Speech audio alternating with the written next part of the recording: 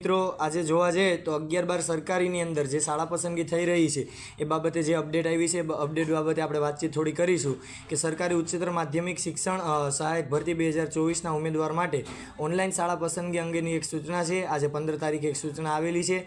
એમાં સૌથી પહેલો જે ફકરો છે તમને એ કહેવા માગે છે પોર્ટલ પર શાળા પસંદગી દરમિયાન કેટલાક ઉમેદવારોને ટેકનિકલ ક્ષતિઓ અનુભવેલી છે. હું તો થોડીને બહુ બધી અનુભવેલી છે અને જે મુશ્કેલીઓ પોર્ટલ પરથી દૂર કરવામાં આવી છે તમામ તેથી આ અગાઉ જો કોઈ ઉમેદવારે પોતાની શાળા ફાળવણી સેવ અને કન્ફર્મ કરી દીધેલ હોય તો પણ તમે સેવ અને કન્ફર્મ કરેલી હોય કે ન કરેલી હોય તો પણ તેવા તમામ ઉમેદવારો વિશે પુનઃ લોગિન થઈ પોતાની શાળા પસંદગી આપેલ સૂચના મુજબ ફરજિયાત પૂર્ણ કરવાની રહેશે. જે બાબતે સંબંધિત ઉમેદવારોને મેસેજથી પણ જાણ કરવામાં આવ્યું છે.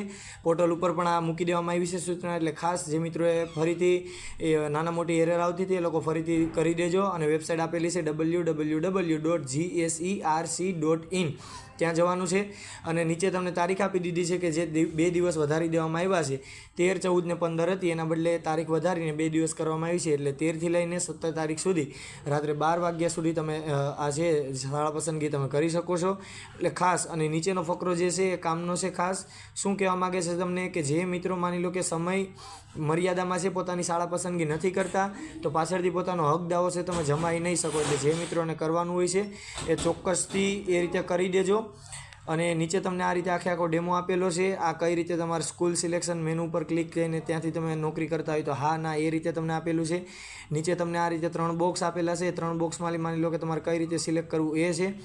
અને જે નીચેના આખી ત્રીજો પોઈન્ટ છે એ ખાસ વાંચી લેજો. બધી સૂચનાઓ નીચે તમને આપેલી જ છે. અને નીચે રેડ કલરનું તમને આપેલું છે કે કન્ફર્મ અને લોક બટન પર ક્લિક કરવું જરૂરી છે. માત્ર સેવ તમે કરશો તો તમારો ડેટા છે સચવાશે નહીં, પરંતુ ફાઇનલ સબમિટ થશે નહીં અને શાળા ફાળવણી ધ્યાને લેવાશે નહીં. એટલે ખાસ યાદ રાખજો. અને છેલ્લો ફકરો તમને એ કહેવા માગે છે કન્ફર્મ અને સેવ કરવાની રહેશે.